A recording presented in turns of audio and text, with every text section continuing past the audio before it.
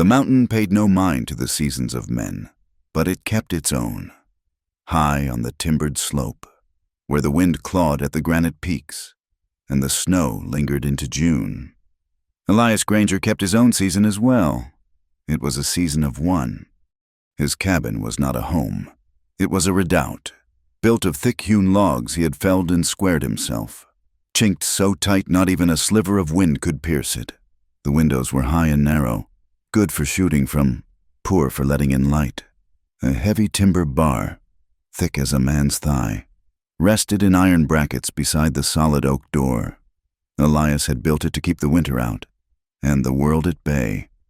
He was a man carved from the same material as the mountain, tall and broad, with a beard that had more gray in it than brown. He moved with a silence that was unsettling. His eyes, the color of creek ice, watched everything and said nothing. He was wealthy, down in the muddy streets of prosperity, the town clinging to the valley floor. They all knew it. The gold strike of '73 had been his. He had not squandered it, had not drunk it, had not gambled it away. He had buried it, invested it, and used it to build his fortress, stocking it with enough flour, cured meat, and ammunition to withstand a siege. He was also feared, or if not feared, then regarded with the same superstitious caution reserved for a wolf known to haunt a trail. He came to town 4 times a year, loaded his mules, paid in solid coin, and spoke only the words necessary to complete a transaction. He was a ghost in broad daylight, and the townsfolk were happy to let him pass back into the high, cold air that was his domain. Gossip, like thin smoke, curled around his name. He was a puzzle, and people could not stand a puzzle, especially one that involved wealth and solitude. "He refuses all women," Hannah, the storekeep's wife, had said just last month, leaning on a sack of beans. "Even the pretty ones. Lord knows enough have tried." She was right. The ambitious, the desperate, the hopeful, they had all made the trek up that steep trail. Young Miss Evans, the banker's daughter, had arrived with a picnic basket, hoping to charm him with sweetness. He had met her at the gate and stared at her, saying not one word, until she burst into tears and fled. The widow Sims, who had buried 2 husbands and saw no reason not to bury a 3rd, had offered a more practical union, speaking of merging assets. Elias had barred the gate from the inside and gone back to chopping wood, leaving her to shout at the timbers until she was hoarse. "It ain't natural, a man living like that," Old Man Hemlock would mutter over his checkerboard. "I say he's got a dark past. A man don't hide from the world unless he's done something to it." The whispers grew darker, nurtured by the long winters and the whiskey. "I heard," a young trapper whispered, "that he killed a bride once, a mail-order girl who tried to tame him. Buried her up there where no one would find the stones." "Nah," another would counter. "It ain't meanness, it's grief. My PA told me Granger had a sweetheart, back before the war, died of the fever. They say he keeps her likeness in a locket and won't let another woman's shadow touch it." Murderer or mourner? The truth remained locked behind Elias Granger's cold stare and his solid oak door. The mountain kept his secrets, and he, it seemed, was content to be a secret himself. The first snows of early winter had already dusted the peaks and choked the high passes when the sound came. Elias heard it long before it was visible, the faint, tinny jingle of sleigh bells, struggling up the lower switchbacks of his trail. It was a sound that did not belong here. He moved from his chair by the hearth, the chair he had worn smooth over lonely years, and took his rifle from the pegs above the mantel. It was a heavy Sharps, and it felt comfortable in his hands, an extension of his own suspicion. From a high, narrow window, he watched the trail below. It was a hired sleigh from the Livery and Prosperity, the horse strained, breath pluming in the frigid air. The driver, a man Elias recognized but did not know, was hunched deep in his coat. He stopped the sleigh at the very base of the final, steep path that led to the cabin gate, a place where the trail became too narrow and treacherous for a rig. He did not call out.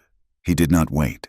He simply unloaded a small, dark figure and a single battered satchel. The figure stood unsteadily in the snow. The driver tossed a folded piece of paper toward it. Then, with a hurried slap of the reins, he turned the sleigh in a tight, difficult circle and began his descent, frantic to be away before the light failed completely. Elias watched the figure, a woman. She stood for a long time, looking at the departing sleigh, a small speck of darkness against the vast, unforgiving white. Then she bent, her movements stiff with cold, and picked up the paper. She looked up the trail, a sheer, icy climb of 200 yards to his gate. She began to walk. Elias did not move from the window. He watched her struggle. She was not dressed for the mountain. Her coat was thin, her boots worn smooth. The wind up here had a different voice, a high, sharp whine that cut through cloth and skin to the bone. She slipped on the ice-slicked rock, falling to one knee. She stayed there for a moment, head bowed. Elias watched, his face impassive. He expected her to turn back, to follow the sleigh's tracks back to the valley. It was the sensible thing to do. But she did not. She pushed herself up, grabbing a frozen branch to steady her, and continued, one small, agonizing step at a time. The wind tore at her, pulling her thin shawl from her head, revealing dark, plainly tied hair. She did not stop to retrieve the shawl. She just kept climbing. Her focus narrowed to the next step, and the next. It took her nearly 30 minutes to reach the gate. By the time she did, the last gray light of dusk was failing, and the temperature was dropping with the cruel speed of the high country. She did not knock. She did not call his name. She reached the heavy timber fence, clutched the top rail with both gloved hands, and rested her forehead against the wood. Her shoulders shook, but not from sobbing. It was the deep, racking shiver of a body losing its fight with the cold. Elias watched her for another full minute. He saw the way her grip on the rail loosened, the way her knees began to buckle. She was done. With a low grunt of annoyance, he put the rifle down and lifted the heavy bar from his door. The iron groaned in protest. He stepped outside. The cold hit him like a fist, but he was dressed for it. His boots made loud, crunching sounds in the packed snow. He stopped 10 feet from her. She heard him and tried to straighten, tried to turn, but her limbs would not obey. She slid down the gatepost, collapsing into a heap in the snow. She was still conscious, her eyes shadowed with exhaustion. Found him.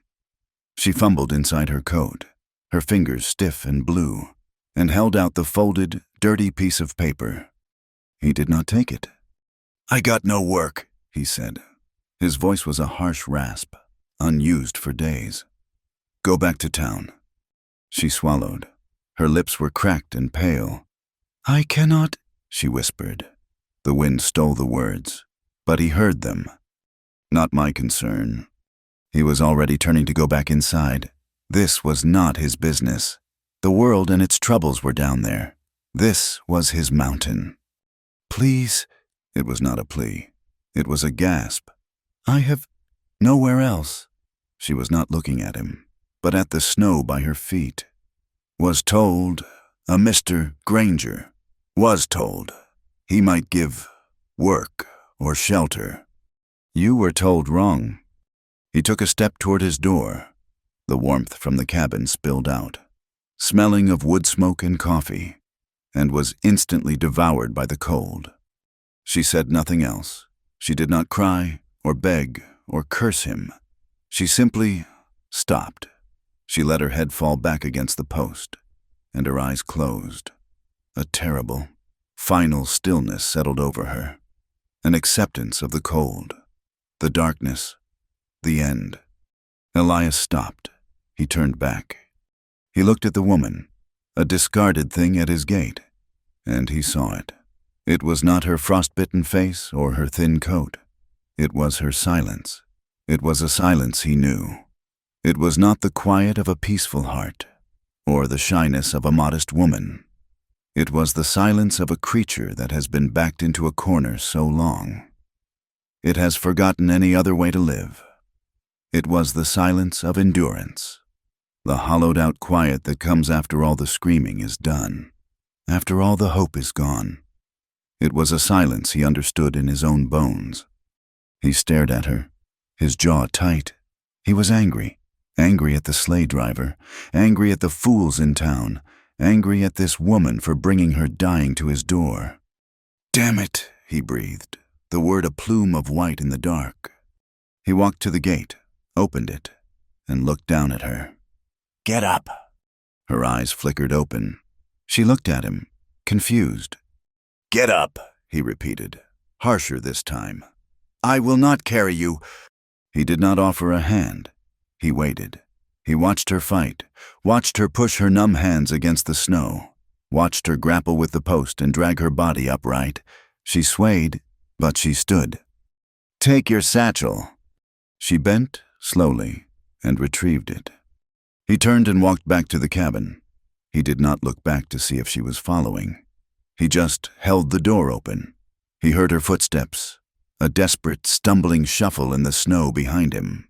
She crossed the threshold and nearly fell again as the sudden warmth of the cabin hit her. She stood there, dripping, shaking, clutching her satchel. Elias shut the heavy door and dropped the bar back into its brackets. The sound was final. The world was locked out. But she was locked in. He pointed to the wide stone hearth, where a fire burned low. "There, on the rug. Do not touch the fire." She nodded, a jerky, puppet-like motion, and shuffled to the hearth. She sank down onto the braided rug, not close enough to the flames to be comfortable, but away from the center of the room. She did not take off her coat. She sat with her back straight, her satchel in her lap, like a visitor who expected to be told to leave at any moment. Elias ignored her.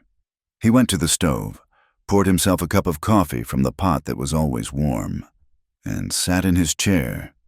He picked up the rifle, checked its load, and set it on the floor beside him. He drank his coffee and stared into the fire. They did not speak. The only sounds were the crackle of the logs and the high, thin scream of the wind outside. After an hour, her shivering subsided into a quiet tremor. After 2, her head, which had been nodding, finally slumped forward, and she fell into an exhausted, uneasy sleep, still upright, still clutching her bag. Elias did not sleep. He watched her. He was a man who had not had another living soul under his roof in nearly a decade. He felt its presence like an irritation, a stone in his boot. He studied her. She was younger than he had first thought, perhaps middle 20s. Her face, in the slackness of sleep, was pale and thin, with dark circles under her eyes that looked like bruises. She was worn down to nothing but bone and will. The next morning, he was up before dawn, stoking the fire. He found her awake. She had not moved from the rug, but her eyes were open, watching him. "There is water in the bucket," he grunted, gesturing with his head. "Outhouse is back of the woodpile. Do not wander." He put on his heavy coat and left to check his trap lines. He was gone for hours. He half expected, half hoped she would be gone when he returned, that she would have taken her chances and walked back to town. But she was there. She had swept the floor. A pot of water was heating on the stove, and she was wiping down the dusty shelves with a rag. She froze when he entered, her hand in midair, like a startled deer. He said nothing. He hung his coat and rifle on their pegs. He saw her sleeve had pulled back as she worked, on the pale, delicate skin of her inner wrist. He saw the scars. They were old, white, and thin. Not the jagged mark of an accident. They were straight, parallel, purposeful. His eyes flicked away instantly. He had seen too much, but this was a darkness he did not want to touch. He did not ask. He would never ask. She saw him look, and her sleeve fell. She lowered her hand. "My name is Clara," she said to the floor. Elias nodded once. He took a hunk of dried venison from the larder and sat at his table, cutting pieces off with his knife. He did not offer her any. After a moment, she returned to her cleaning, her movements small and silent. A week passed. A strange, quiet routine established itself. Elias went about his business, chopping wood, hunting, checking his property. Clara, it turned out, was a worker. She was not just efficient, she was relentless. She scoured his kitchen, organized his pantry, mended his clothes. She found his stores of flour, beans, and dried apples and began to cook. He would come in from the biting cold, and the cabin would be warm, and there would be the smell of fresh bread or a thick bean soup simmering on the stove. She never spoke unless spoken to. She never complained about the cold, the isolation, or the meanness of the cabin. She never asked for anything, not a bed, not a blanket, not a word. She ate what he left. After he was finished, she still slept on the hearthrug, wrapped in her own thin coat. He found the folded letter she had dropped. He picked it up. It was from the preacher in Prosperity, a man Elias had allowed to camp on his land once years ago. The letter was simple. Mr. Granger, this is Clara. She is a widow in need. She is a quiet soul, as are you. Perhaps you will find understanding. Do not let her perish. Elias read it, his lip curling. Understanding. He crumpled the paper and tossed it into the fire. He watched her. He watched her braid strips of rag into a new rug. He watched her stack firewood with a precision that bordered on art. He watched her stand by the narrow window, staring out at the snow-covered peaks, her face so still he wondered if she was breathing. She was a ghost who baked bread. Then the storm came. It had been threatening for days, the sky a low, bruised purple. Elias had felt it in the air, a heavy stillness that meant the mountain was about to shrug. "It's a big one," he said one afternoon, coming in with an armload of wood that would last 3 days. "Secure the shed. Bring in extra water." She nodded and did as she was told. That night, the wind began. It did not howl. It roared. It was a physical thing, a great, invisible beast throwing itself against the cabin. Snow began to fall, not in flakes, but in a solid, blinding sheet. For 3 days, the world vanished. There was no outside. There was only the cabin, a tiny bubble of warmth and light in a roaring, white oblivion. They were trapped. The small space of the cabin seemed to shrink, pressing in on them. The silence between them stretched, pulled taut by the shriek of the wind. They moved around each other, 2 planets in a tiny, shared orbit, careful not to collide. On the 3rd night, the storm was at its peak. The cabin groaned under the weight of the wind. Elias was in his chair, cleaning his rifle, more for something to do than for need. Clara was on her hearthrug, mending one of his socks by the firelight. He must have dozed. He woke instantly, his heart pounding, the rifle coming up in his hands. Clara was screaming. It was not a loud scream. It was a choked, terrible sound, ripped from her throat. "No, no, please, stop, not again, please." She was on her back on the rug, thrashing, her hands held up as if to ward off blows. She was fighting something in her sleep, something only she could see. Elias was on his feet, his rifle pointed at the shadows. He saw it was her, only her.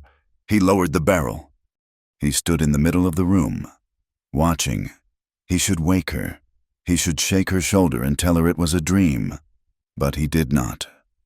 He felt frozen, an intruder on a private grief he had no right to witness. She woke herself with a violent gasp, sitting bolt upright. Her eyes were wide, black with terror. She stared at him, but he knew she was not seeing him. She was seeing the man from her nightmare. She scrambled backward, crab walking away from him until her back hit the cold stones of the hearth. She pulled her knees to her chest, her whole body shaking. Elias did not move. He did not say, "It is all right." He did not say, "You are safe." They were lies. It was not all right, and he did not know if she was safe. He just stood there. He listened. He listened to the ragged, painful sound of her breathing as she dragged herself back to the present. He listened to the quiet, desperate sobs she tried to muffle against her knees. He listened to the wind as it tried to tear the roof from their heads. He listened to the storm outside, and the storm inside her. After a long time, a time that felt as long as the storm itself, he turned his back to her. He walked to the fire and grabbed the heavy iron poker. He jabbed at the logs, breaking them apart, sending a shower of sparks up the chimney. He grabbed a new, heavy log from the wood box and settled it onto the flames. The sound of the wood hitting the grate was loud, solid, an anchor in the roaring dark. He did not look at her again. He went back to his chair, sat down, and laid the rifle across his lap. He stared into the new, bright flames. Behind him, her sobbing slowly, painfully, subsided. But he knew, as he knew the mountain, that she was not sleeping. They were just two people, awake in the dark, trapped by the snow, listening to the wind and the ghosts that screamed louder. The storm broke on the fourth morning, leaving a world buried in white silence. The sun a pale, indifferent disk in a frozen sky. The wind had scoured the trees bare and piled snow against the cabin high as the windows. It took Elias half a day of heavy, relentless digging just to clear a path to the door in the woodshed. Clara, unasked, had taken the smaller shovel and cleared the path to the outhouse, her small figure bundled in his spare coat, her face raw from the cold. When the paths were clear, the routine of the cabin resumed. But it was not the same. The terror of that night, her nightmare, hung in the air between them, an unacknowledged ghost. But the screaming had broken something, a thin sheet of ice. The silence that followed was different. It was no longer the silence of two strangers. It was the silence of two people who had seen a glimpse of the other's darkness and had not run. Clara, it seemed, had decided she was no longer a temporary guest waiting to be evicted. She was a resident, albeit one with no rights and no voice. And with that silent decision, she began to leave small, human marks on the fortress. Elias, a man who noticed every shifted rock on his trail, every broken twig, noticed it all. He came in from the cold one afternoon and smelled something new. Not just the familiar scent of wood smoke and old iron, but something sharp and green on the mantel, where he kept nothing but spare cartridges and a whetstone, sat three small, neatly tied bundles of herbs, pine, juniper, and wild thyme. She must have gathered them from the wind-swept ridges before the snows came and kept them in her satchel. They were drying, filling the stale air with the sharp, clean scent of the high mountain. He stopped and looked at them.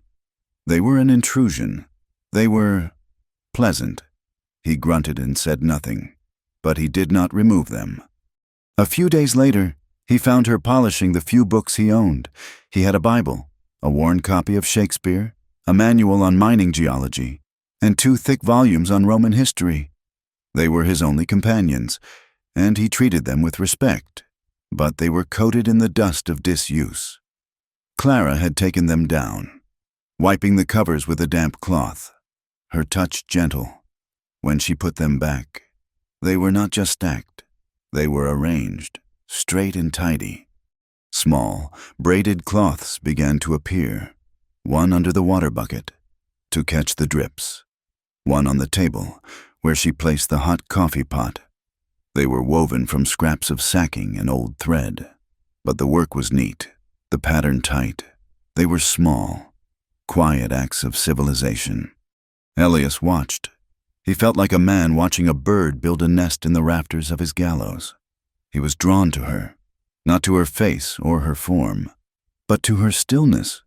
It was a stillness he recognized, the quiet of a creature that has learned to survive by not being seen. She moved through his cabin with the lightness of a shadow, but she was no shadow. She was solid. She was a presence, and she was, in her own defeated way, stubborn. He would sit in his chair, pretending to mend a piece of harness. And watch her. He watched her hands, scarred and chapped, as she ground coffee beans. He watched her back, straight and stiff, as she stared out the window at the snow. She never hummed, never sang, never spoke to herself. She simply existed, and in her existence, she was slowly, inevitably, changing his. He felt a strange, unwelcome pull toward that quiet. It was a mirror to his own. One afternoon, the air was brittle with cold, the sky a piercing, painful blue. Elias needed to fetch a new axe handle from the woodshed, a low, dark structure that smelled of sawdust, cured hides, and old iron. The door was heavy, and he pulled it open with a groan of frozen hinges. He heard it instantly, a sound that did not belong, the soft, choked sound of someone trying to cry without making noise. He stepped inside, his eyes adjusting to the dim light. She was there, huddled in the far corner, tucked between a stack of cured planks and a row of hanging rabbit snares. She was sitting on a low stool, her shawl pulled tight, her head bowed, her shoulders were shaking. She had not heard him enter. He stood, a large shadow in the doorway, and watched her. He felt a sudden, sharp spike of irritation. This was his space. He had come here to get away from the mess of human feeling. "What is it?" he said. His voice was flat, not a question, but a demand. Clara gasped, her head snapping up. Her face was pale, her eyes red and wet. She looked terrified, caught in a private act. She scrambled to her feet, wiping her cheeks with the back of her raw, gloved hands. "Nothing," she whispered. I am sorry, Mr. Granger. I was retrieving kindling." A small pile of split wood lay at her feet. "You are crying," he stated. "No, the cold. It makes the eyes water." She bent to pick up the kindand ling, her hands clumsy, fumbling. He should have left. He should have grabbed his axe handle and walked out, left her to her secret miseries. It was not his concern.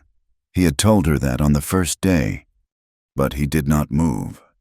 He looked at her, a small, shivering thing trying to lie to a mountain, and he looked around the shed, at the familiar tools, at the way the light fell in thin bars through the cracks in the wall. He remembered a different day, a different kind of crying. "I buried my brother here," Elias said. The words came out of him before he could stop them, torn from a place he had not visited in 15 years. Clara froze, her hands full of wood. She stared at him. He did not look at her. He looked at the floorboards near her feet, at a particular spot where the wood was darker, newer than the rest. "His name was Samuel. He was younger than me, by 10 years. He spoke to the cold air, to the hanging tools. We were building this shed, a log. It was rotten, slipped its chain on the hoist. I was not fast enough." He paused. The memory was clear, sharp as a piece of broken glass. The sickening crack, the silence that followed. He was 19, full of talk and plans, was going to go to California, find a girl with yellow hair. Clara remained perfectly still, watching him. Her own tears were forgotten, frozen on her face. The ground was like iron, mid-January. Could not put a spade in it, so I buried him here, under these boards. He kicked the spot lightly with his boot. I told myself it was temporary, that I would move him to the churchyard come spring. He fell silent. "Did you?" Clara asked, her voice barely audible. Elias shook his head. "When spring came, it seemed pointless. He was part of the mountain by then. He was safe here." He looked at her, his eyes as cold and clear as the sky outside. "I never told anyone that, not even the preacher." He did not know why he had told her. It felt like lancing a wound, a sudden, sharp release of pressure. He had taken a piece of his own darkness and set it down in the small space between them. Clara did not look away. She did not offer sympathy. She did not say she was sorry. She simply nodded. Once. A small, sharp acknowledgement. She had seen his secret, and she held it. She gathered her kindling. "The soup will be warm," she said, and slipped past him, out the door and into the bright, blinding light. Elias stayed in the shed for a long time, the axe handle forgotten in his hand. He felt strange, lighter, and at the same time, rawer, more exposed than he had been in years. After that day, the air in the cabin changed again. The thaw deepened. Clara was no longer just a presence. She was a witness. She began to speak, not much, just small questions, dropped into the long silences. They would be sitting by the fire in the evening, the wind picking up outside. "Mr. Granger," She would say, her eyes on the flames. "Does it always get this deep?" Elias would wait a beat. "This is nothing. In 78, it buried the tops of the windows. I did not see the ground until May." "Oh," she would say, and the silence would res_ume, but it was a shared one. Another day, she was standing at the window, looking at the sharp, jagged peak that dominated the western view. "What is the name of that peak, the one that looks like a broken tooth?" "Goat's Head," he'd grunt, not looking up from oiling a trap. "And the ridge, the one where the trees stop?" "Timberline. Nothing grows above it." "Why?" "Air is too thin. The wind is too strong. It kills the roots." She absorbed this, filed it away. She was learning the mountain. She was learning his world. He found himself answering her, his replies short but complete. He was teaching her. He realized. He was teaching her how to survive here. Then, one night, she asked the question he had been waiting for, the one he dreaded. He was cleaning his pipe, a ritual he performed every Tuesday. She was mending a tear in his canvas coat. "Mr. Granger?" "Clara," he had told her, curtly, to use his name a week ago. The Mr. Granger had started to grate on him, a reminder of the town below. "Elias," she corrected herself, the name still sounding strange on her tongue. "That first night, when I came to the gate, I was freezing." "You were," he agreed. "You almost turned me away. I saw it in your face." He did not deny it. He kept packing tobacco into the bowl of his pipe. "Why did you let me stay?" The question was quiet, but it landed in the center of the room like a heavy stone. It was too direct. It was not about the weather, or the peaks, or the routine. It was about them, about him. Elias put his pipe down. He felt that familiar, cold anger rise up, the feeling of being cornered, of being seen. He needed air. He stood abruptly, his chair scraping loudly on the wood floor. Clara flinched.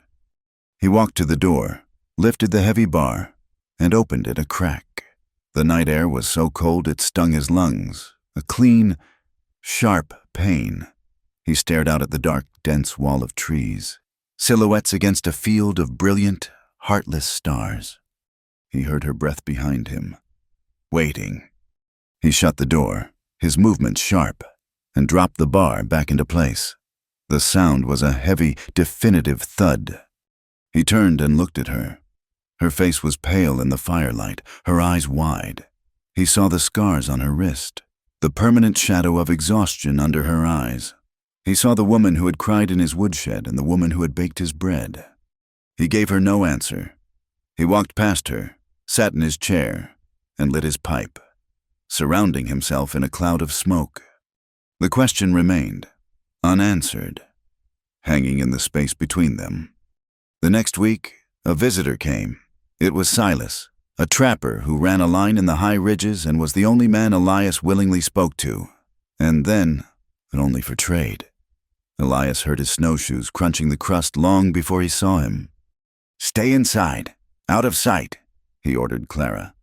She vanished into the small, dark corner he used as a pantry. Pulling the curtain shut, Elias grabbed his rifle and went outside. Silas was a wiry man with a beard caked in ice and the smell of smoked meat and dead animals clinging to him. "Granger," he grunted, nodding. "Silas." They did not shake hands. They traded in the cold. Elias gave him 2 sacks of flour and a brick of salt. Silas gave him a string of prime beaver pelts and 2 marten. "Town's lively," Silas offered, stuffing the salt into his pack. Elias said nothing, just waited. Silas grinned, his teeth yellow. "They are all talking about you, you know." Elias's eyes narrowed. "Oh, yes, the whole saloon. That sleigh driver. He told everyone he dropped a woman at your trail. A real mystery woman." Silas chuckled, a dry, rasping sound. "The boys at the saloon are placing wagers. They say Elias Granger, the man who turned away the banker's girl and the widow Sims, has finally lost his mind." Elias's face was stone. He gripped his rifle, his knuckles white. "They are saying you finally chose one." Silas pushed on, enjoying himself. "And what a choice. They are mocking you, Granger, saying you refused all them pretty, healthy fillies. And for what? To hole up with a half-starved ghost of a girl." That is what they are calling her. A ghost. They are saying you finally picked one as cold and broken as you are. A cold, sharp rage, different from any he had felt before, moved through Elias. It was not anger at the town's mockery of him. He was used to that. It was their mockery of her thinness, her silence, her brokenness. They had taken her private pain and made it a barroom joke. "Get off my land, Silas," Elias said, his voice terrifyingly quiet. Silas's grin vanished. He saw the look in Elias's eyes, the look of a loaded gun. "Just telling you the news. Granger, no need to—" "Now." Silas held up his hands, grabbed his pack, and backed away. Sure. Elias, see you in the spring. If the ghost has not eaten you." Elias watched him disappear into the trees. He stood in the snow for a full minute, the rage burning in his chest. A half-starved ghost. He turned and stalked back to the cabin. He slammed the door, the force of it making the drying herbs on the mantel tremble. Clara was standing by the stove, pretending to stir a pot, but her back was rigid. He knew she had heard. He said nothing.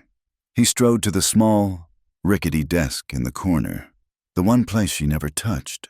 He opened a shallow drawer and pulled out a folded, crumpled piece of paper. It was the preacher's letter. He had not burned it that first day, after all. He had kept it, a reminder of why this woman had invaded his life. He walked to the hearth. Clara watched him, her eyes wide and frightened, expecting his anger to fall on her. He held the paper out to her. This is why you came." His voice was rough, an accusation. She flinched, her eyes falling to the letter. "It was the preacher. He said—" "I know what he said." He did not let her take it. He turned and tossed the letter into the flames. They both watched it. The paper flared bright, the tidy script turning black. It curled in on itself, becoming a fragile gray ash, and then it was gone. Elias turned to face her. The firelight was on his face, making his eyes look like dark, hollow pits. He was close to her, closer than he had ever stood. "You are not here because of what anyone wrote," he said, his voice low and fierce. "You are not here because a preacher took pity on you. You are not here because of them." He pointed toward the valley, toward the town and its mockery. "You are here because I chose it." Clara stared at him. She had expected rage, violence, dismissal. She had expected to be told to pack her satchel. She had not expected this. He had not said, "I like you." He had not said, "I want you to stay." He had said, "I chose it." It was a statement of fact, as solid as the mountain. It was an act of will. He was claiming her. He was standing between her and the world that had discarded her. She could not speak. Her heart was hammering against her ribs so hard she thought he must hear it. He looked at her for one moment longer, then turned away. breaking the intensity. He picked up his rifle and began to clean it, his motions sharp and precise. But the words remained. I chose it. The air in the cabin was different. The silence that fell was not empty. It was full. It was waiting. A shift had happened, as quiet and as powerful as the cracking of ice on a frozen lake. The words he had spoken, I chose it, settled over the cabin, changing the shape of the silence. They did not speak of it again, but the declaration hung in the air, as real as the scent of the drying pine on the mantel. Clara no longer moved like a guest, fearful of taking up too much space. She moved like a woman who had been given a reason to stay, even if she did not understand it. Elias watched her, and for the first time, he did not just see a reflection of his own solitude. He saw her. Winter deepened, locking them further into their isolation. The work was hard, a daily battle against the cold, the snow, and the mountain's indifference.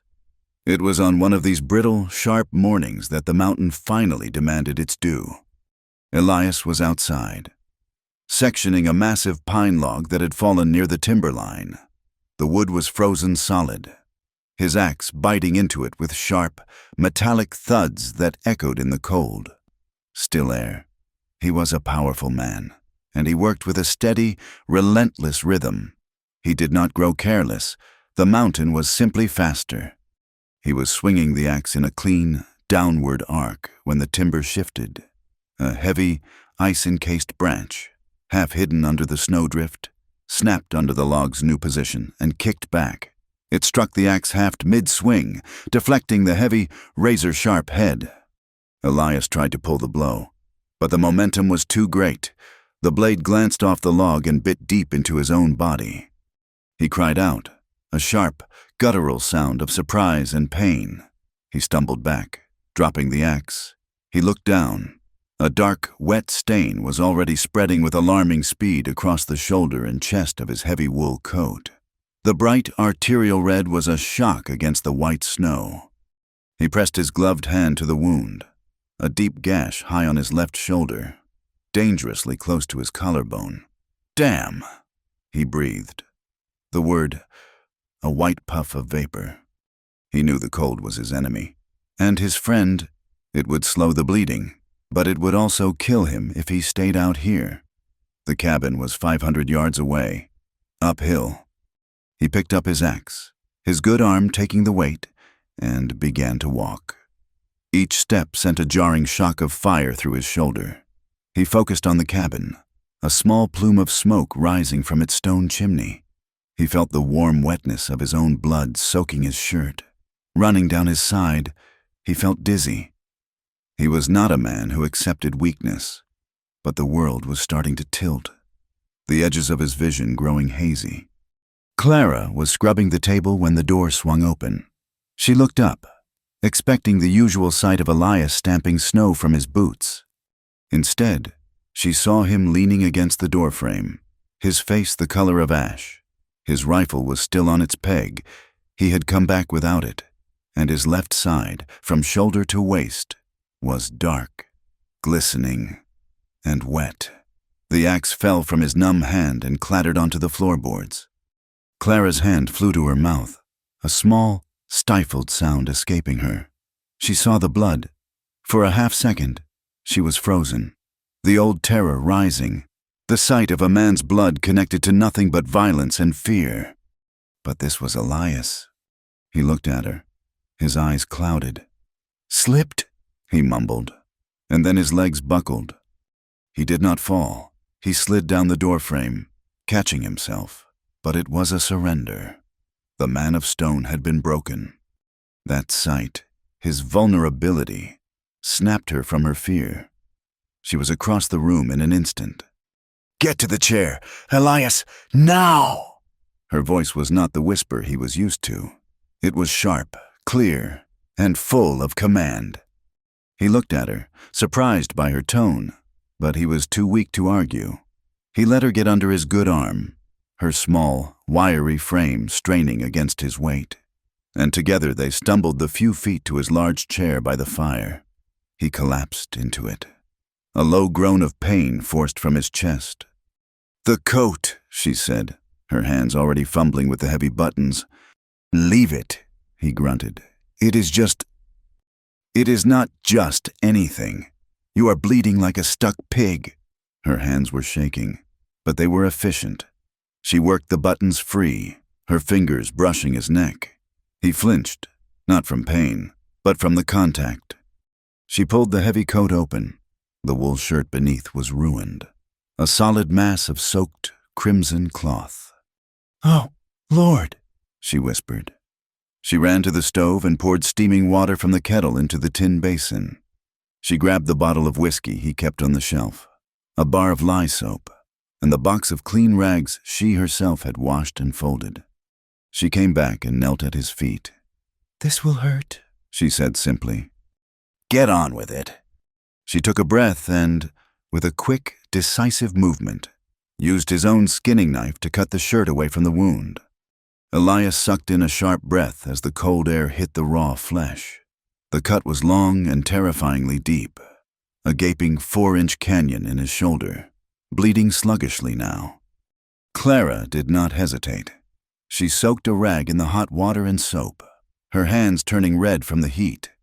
"Hold on to the chair," she said. She pressed the scalding rag into the wound. Elias roared. It was an animal sound, a bellow of pure agony. His entire body arched off the chair, his good hand crushing the wooden armrest, but he did not push her away. Clara's face was pale, her jaw set. She did not flinch. She scrubbed, her movements sure, cleaning the wound of cloth fibers and dirt. "I have to," she whispered, as much to herself as to him. She cleaned it, the water in the basin turning a dark, murky red. Then she took the whiskey. "More," she warned. She poured the raw spirit directly into the open gash. This time, Elias did not shout.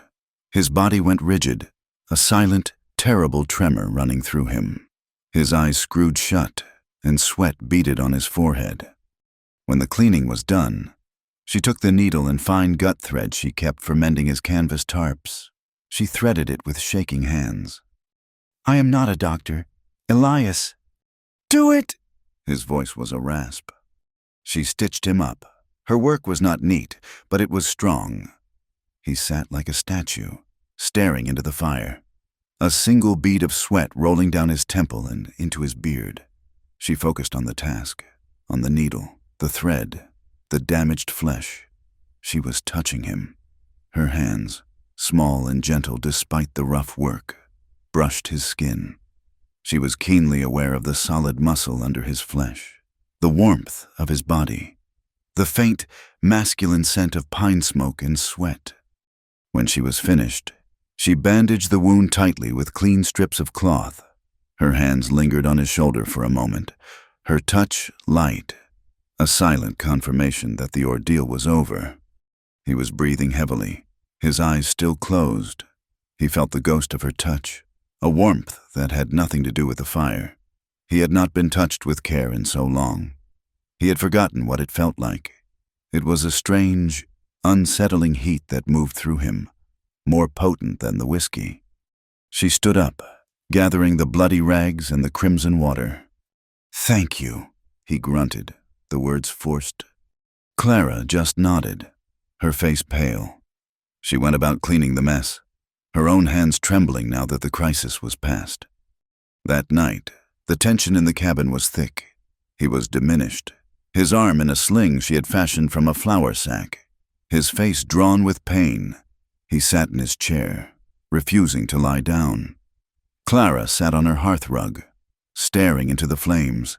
The shared ordeal, the blood and the pain, had stripped away the last of their defenses. Clara spoke first, her voice so low he barely heard it over the crackle of the logs. "He was a cruel man, my husband." Elias turned his head slowly, his shoulder aching. He said nothing. He waited. "His name was Arthur. He was handsome. Everyone in our town in Ohio thought I was lucky." She picked at a loose thread on her skirt. "He was heavy-handed. He believed a wife was his property. like a horse or a chair, to be used as he saw fit. She paused, swallowing. The first time he hit me, it was because the supper was cold. I cried. He told me if I cried, he would give me a real reason to— Elias watched her, his face a hard mask in the firelight. He remembered the scars on her wrist, the nightmare. It grew worse over the years. He had a mean streak when he was sober, and a terrible one when he was not. I learned to be quiet. I learned to be invisible. But he always found me. She looked up, her eyes meeting his. They were dark, hollowed out by memory. I ran twice. He found me, brought me back. The second time, he was not gentle. She stopped, unable to say more. She looked back at the fire. He died of a fever. In the late summer, I escaped. I walked away with nothing but this dress and my satchel. I had no one, no family to turn to. She finally explained the letter. I met the preacher in a shelter in Prosperity. I had been there for a week. He was kind. He listened to me. I did not mean to come here. Elias, I never asked him to write to you. But he said he had stayed on your land once. He said you were a hard man, but a fair one.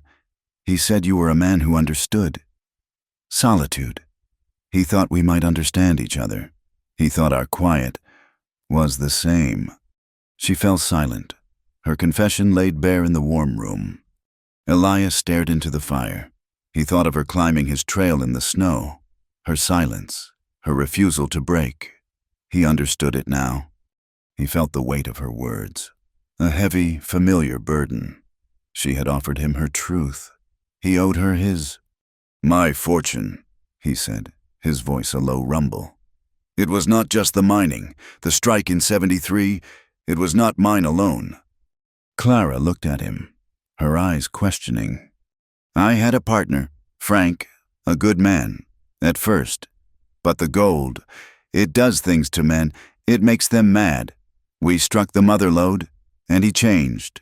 He wanted it all. Elias shifted, the movement sending a throb of pain through his shoulder. We argued. Down in the shaft, he said he was going to town to file the claim in his name alone, that he would say I was just a hired hand. He stared at his good hand, clenched into a fist on his knee. We fought. It was dark, just the lanterns. There was a shovel. He came at me.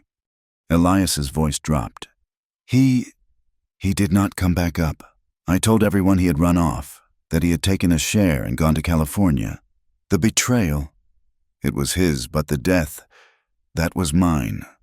He looked at her, his face bleak. I built this place, this fortune, on a dead man's share, on a lie. The town fears me. They are right to. I am not a man who believes in redemption. Clara, I do not think there is such a thing. There is just what you did, and what you have to live with. The silence that followed was profound. Clara looked at this hard, cold man who had just admitted to a killing. She saw the pain in his eyes, the self-hatred he had lived with for years. He was not a monster. He was a man, trapped by his own past, just as she was. She reached out, her hand still, and laid it on his knee. It was the first time she had touched him voluntarily, without the excuse of nursing. Her hand was small, chapped, but warm. Elias looked down at it, stunned. Survival is not sin, Elias, she whispered. He looked up, meeting her gaze. Survival. She was naming what they both were. Survivors. She was offering him not forgiveness, but understanding. She was offering him a place to rest his guilt. He did not know what to do with the warmth of her hand, or the absolution in her words. He felt something break inside him, a wall he had spent a decade building. He lifted his good hand. Slowly. He did not touch her hand. He touched her face, his calloused thumb brushing her cheek. She did not pull away. She leaned into his touch, her eyes closing. He leaned forward, his movement stiff and pained. He was hesitant, unsure. This was alien territory. He was a man of stone and winter. He did not know how to be gentle. He pressed his lips to hers.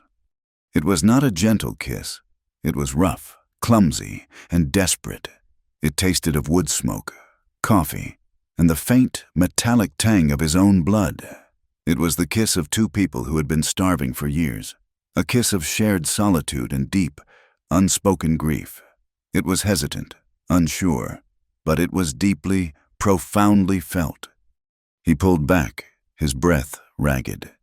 She looked at him, her lips parted, her eyes wide with a mixture of fear and something new, something he did not dare to name.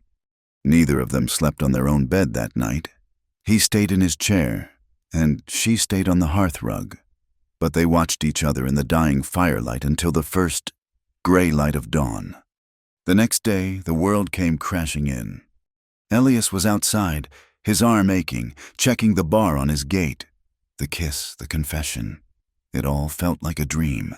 He felt raw, exposed. And then he heard it. Horses, 2 of them, coming up the trail, moving fast. It was not Silas. It was 2 young men from Prosperity, faces he recognized from the saloon. They were loud, arrogant, and carried sidearms. Clara heard them too. She came to the doorway of the cabin, her face pale. Elias stood in front of the gate, his good hand resting on the fence rail. His rifle was just inside the door, too far to reach. "Granger," the first one called out, a stocky man named Jeb. "We are here on business." "I have no business with you," Elias said, his voice flat. "Oh, we think you do." The second man, younger and meaner looking, swung down from his horse. "We are here for the woman." Elias did not move. "What woman?" "Do not play dumb," Jeb sneered. "The ghost, the runaway.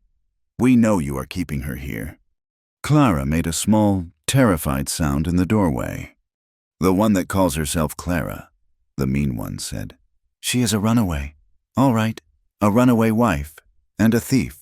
Her husband's family wants her back to face justice." Elias felt a cold, murderous rage, far colder than the air. He looked at Clara. Her face was as white as the snow. Her nightmare was here. "You are mistaken," Elias said, his voice dangerously quiet. "No mistake. Old man. We have been paid to fetch her. Seems she stole a good bit of coin when she ran." "There is no woman here by that name," Elias said. Jeb laughed. "We heard your little pet, Clara. Come on out, girl. Do not make this hard." "I said," Elias repeated, his voice dropping to a deadly register. "You are mistaken." He stepped forward, his one good hand clenched. "There is only one woman here. My wife." The 2 men stopped, stunned. Your wife?" Jeb stammered. "We were married by the circuit judge last season." Elias lied, the words coming smooth and cold. "She has been with me since the first snow. You and your gossip are late, and you are wrong, and you are trespassing." The men looked at each other, their arrogance fading into confusion. Elias Granger? Married? "Now," Elias said, taking a step toward them, "I will give you 10 seconds to turn those horses and ride off my land. If you are still here when I count to 10, I will take it as an invitation to violence. And I promise you, you will not enjoy it." He did not have a rifle. He had one good arm, but he was Elias Granger. He was the mountain, and they believed him. They saw the killing ice in his eyes. "Now, Granger, we was just—" "1," Elias said. "She fits the description." 2. The mean-looking man put his hand on his pistol. Elias smiled, a terrible, cold smile. 3. Try it, son. Find out if you are faster than my rifle." They looked toward the dark doorway, where they knew the rifle would be. "Get on your horse, Bill," Jeb said, scrambling into his own saddle. "He is crazy. Let the sheriff handle it." They wheeled their horses around, sending up sprays of snow, and galloped back down the trail. Elias watched them until they were gone. He was shaking, not from cold, but from rage. He turned, his shoulders screaming in protest. Clara was standing on the threshold, her face a mask of utter horror. He took a step toward her. "Clara!" She did not let him finish. She strode forward and slapped him, hard, across the face. The sound was sharp, shocking, like a rifle shot in the quiet. It snapped his head back. He stared at her, stunned, his cheek stinging. She was not angry. She was terrified. Her eyes were wild. "What have you done?" she whispered, her voice cracking. "What have you done? You fool! You lying fool! They will come back! They will come back for you now, too!" She was furious that he had lied for her, that he had put himself between her and the past, that he had claimed her, not just with words, but with a lie that could cost him everything. And then, the fury that had held her up shattered. She collapsed. Her legs gave out, and she fell to her knees in the snow, her body racked with terrible, dry sobs. She had been safe, and now he had ruined it. He had dragged himself into her darkness, and it would destroy them both. Elias looked at her, the sting on his cheek fading. He understood. He knelt beside her, his wounded shoulder sending a fresh bolt of agony through him. He ignored it. He reached out his good arm and pulled her against him. He held her, gently, his hand pressing her head against his good shoulder. He held her as she wept, as all the years of terror and solitude and running finally broke free. He did not say, "It will be all right."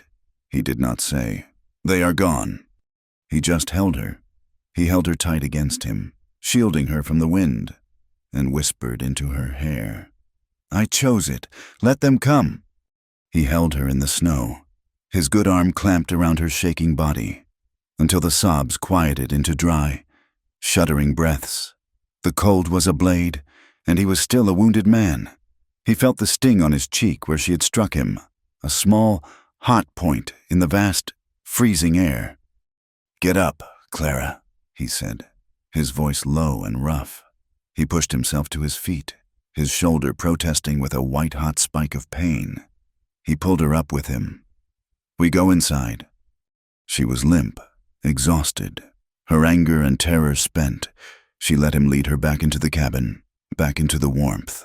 He barred the door, the heavy thud of the timbers sealing them in. The sound was no longer just about keeping the world out. It was about keeping her in, protecting her.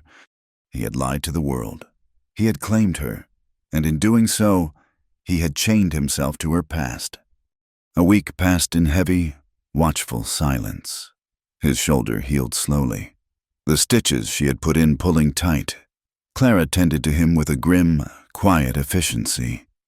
She changed the dressing, her touch light, but she would not meet his eyes. The kiss, the confessions of that night, seemed a lifetime ago. The new reality, the men from town, the lie, the threat, had built a new wall between them. But Elias had to go to town. The supplies he had bartered for from Silas were not enough. They needed salt, more flour, and kerosene. His wound was still a raw, aching line, but the pantry was getting low. He waited until he could lift the heavy rifle to his shoulder without grunting, and then he loaded the mules. Clara watched him, her face tight with fear. "You should not go," she whispered.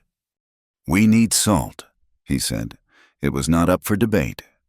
They will be waiting. Let them." He settled his hat on his head and walked out. The ride down the mountain was long. Every jolt of the mule sent a dull throb through his shoulder. When he reached the bottom of the trail and the edge of prosperity, he felt the change immediately. It was not noise, it was the opposite. As his mule stepped onto the muddy main street, the usual clamor of the town seemed to hush. The blacksmith's hammer paused. Two men talking outside the saloon stopped, their mouths open. Faces appeared in windows. Curtains were pulled back. He was no longer just the reclusive, strange man from the mountain. He was a spectacle. He was the man who had lied, the man who was keeping the thief. He ignored them. He kept his eyes forward, his back straight. and dismounted in front of the trading post. He tied his mules and walked inside. The store, usually warm and smelling of coffee, spices, and tobacco, went silent. Old Man Hemlock, who was measuring out beans, stopped his scoop in midair. Hannah, the storekeep's wife, who had always regarded him with a mix of fear and flirtatious curiosity, froze. Elias walked to the counter. He pulled the list from his coat pocket. "Hemlock," he said, his voice calm. "Granger." Hemlock's voice was cold, stripped of its usual neighborly tone. "What do you need?" Elias read his list. 50 pounds of flour, 20 of salt, kerosene, a sack of oats. Hemlock nodded, not looking at him, and began to gather the items, his movements stiff. Elias stood and waited. He could feel the eyes of everyone in the store on his back. He heard them whispering, a low, snake-like hiss. He did not turn. Then he heard sharp footsteps. It was Hannah. She walked past him, her face a tight mask of moral fury. She had a basket of eggs in her hand. As she passed him, she deliberately gathered her skirts, as if to avoid touching something unclean. She stopped. She looked at his boots, and she spat. A small, white gob of spittle landed on the dusty floorboards, inches from his left foot. "Thief's whore," she muttered. The words were low, but they were meant to be heard. They cut through the silence of the store like a dull knife. Elias's head turned. Slowly, he looked at her. He did not say a word. He just looked. His eyes, the color of ice, held hers. He let the full weight of his cold, mountain silence fall on her. He had faced down armed men, and this woman was nothing. Hannah's face flushed. The fury in her eyes wavered, replaced by the old fear. She broke contact first, clutching her basket, and hurried to the back of the store. Elias turned back to the counter. Hemlock finished sacking the oats, his hands shaking slightly. "That all, Granger?" "That is all." Elias paid in coin, the clink of the gold pieces on the wood loud in the heavy silence. He loaded his supplies onto the mules, every muscle in his back tensed, waiting for a word, a bullet. Nothing came. The town just watched, its judgment delivered. He rode out the same way he came in, silent, hated. He did not look back. When he reached the cabin, the dusk was a cold, purple bruise in the sky. Clara was standing in the doorway, waiting. She had been there for hours. The relief on her face when she saw him was so profound. She swayed. She ran to help him with the mules. "What happened?" she asked, her voice trembling. "Did they say anything? Did they try?" Elias dropped a heavy sack of flour by the door. "It is as you thought," he said. He told her about the silence. He told her about Hannah. He told her the word that had been used. Clara closed her eyes, her hand going to her throat. She had brought this. She had tainted him. "I must go," she said, her voice flat. "Tonight, while it is dark, I will not have that said of you. I will go north, to the territories. They will not find me." Elias was unstrapping the kerosene can. His movements were slow, deliberate. He finished the knot and turned to her. "You are not going anywhere," he said. "But, Elias, they hate you because of me. I am what they said. I stole. I am." "You are here," he interrupted, his voice cutting through her panic. He stepped close to her, his shadow falling over her in the twilight. His face was hard, carved from granite. "Let them talk. Let them freeze." He picked up the last sack. "Bar the door.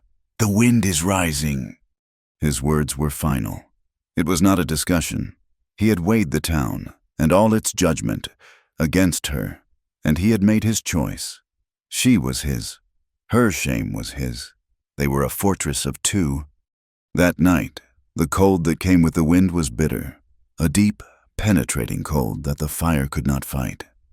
Elias sat in his chair, his shoulder throbbing from the long ride. He was shivering, a deep chill from the bone. Clara watched him. He was feverish, his face pale. She saw him shaking, trying to hide it. She was still on her hearth rug, her own bed, but the logic of it, the foolishness, broke through her fear. "You are sick," she said. "It is the wound, and the cold. You will die in that chair." "I am fine," he growled, his teeth chattering. Clara stood up. She did not argue. She went to his high, built-in bunk, the one he had not used since his injury. She pulled off the heavy wool blankets and the single, worn quilt. She brought them to the wide, stone hearth. She spread them out on the floor, on top of her own thin pallet, creating a thick, wide bed. It was large enough for two. "Get on the pallet, Elias," she said. He looked at her, then at the bed she had made. He was too tired, too cold, and in too much pain to argue. The logic was simple. Survival. He moved from his chair, his body stiff, and lowered himself onto the blankets, his back to the fire. The warmth felt good, but he was still shaking. Clara hesitated for a long moment. This was a line they had not crossed, but she looked at the ice forming on the inside of the window panes. And she looked at him, shivering. She lay down on the pallet beside him, keeping a careful, respectful distance, with her back to him. "It is just for warmth," she whispered to the darkness. "I know," he replied, his voice rough. They lay like that for hours, two separate, rigid bodies, acutely aware of each other. But the cold was relentless. Sometime in the deep, frozen heart of the night, his shivering grew worse. Clara turned. She saw his face, clenched in the moonlight. Without a word, she moved, closing the small gap between them. She pressed her back against his, sharing her meager warmth. He grunted, a sound of surprise, but he did not pull away. He relaxed, just slightly, and let her warmth seep into him. They slept. It became their routine, not of passion, but of shared cold, shared fear. They slept on the same pallet, back to back, a thin line of warmth in the vast, freezing night. The intimacy grew in these small, unspoken moments. She would wake in the night, and his good hand would be resting near hers on the blanket. He would wake from a dream of falling, and she would be there, a solid, breathing presence, anchoring him to the room. She would help him dress in the morning, her fingers brushing the bare skin of his neck as she fixed his collar. He would catch her staring at the fire, and a look would pass between them, tender, frightened, and deeply knowing. They were two broken halves, slowly, cautiously, fitting themselves together. The first false spring arrived. The snow began to melt from the roof, a steady, hopeful dripping. The air was still cold, but it carried a new scent, the smell of damp earth. Clara was standing at the window, watching a small patch of ground appear near the cabin's south wall. "Elias," she said, her back to him. "What?" "When the spring comes, for good," she paused. If we are still here, I would like to make a garden." He stopped oiling his rifle and looked at her. She turned to face him, her hands clasped in front of her. "Just a small one, right there, by the south wall. It gets the most sun. I could plant herbs, and some beans, maybe some potatoes, if the soil is deep enough." It was the first time she had spoken of a future. It was a small, brave act of faith. She was talking about planting roots in this place that hated her. Elias looked at the patch of ground. He looked at her. He saw her need for something to nurture, something to grow, a small piece of life in their world of survival. He nodded once. "There is a spade in the shed. The ground is hard, but it is good soil." A small, fragile smile touched her lips, the first he had ever seen. It vanished as quickly as it came, but it had been there. That afternoon, He acted on her hope. If they were to have a future, they had to be able to defend it. He took the heavy rifle from its pegs.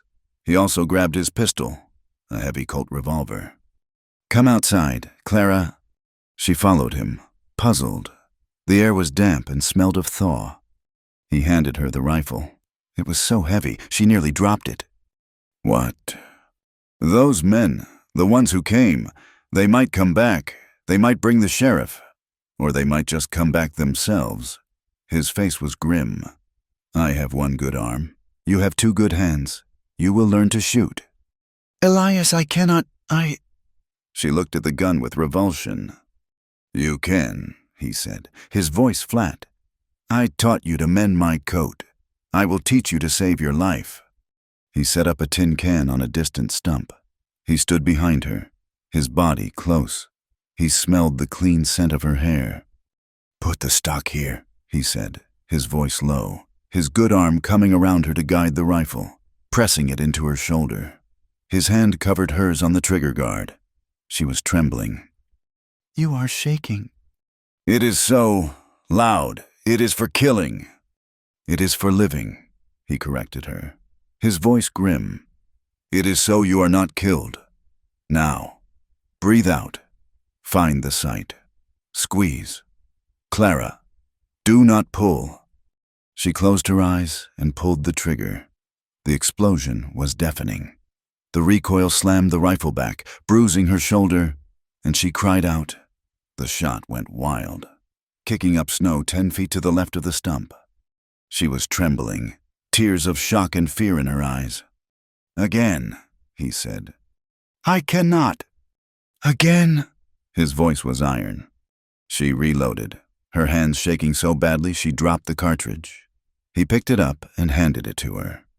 She tried again, and again. She was a sharp learner. Her fear gave way to a desperate, focused concentration. She hated the rifle, but she hated her past more. On the 7th shot, she hit the can. It spun off the stump and disappeared into the snow.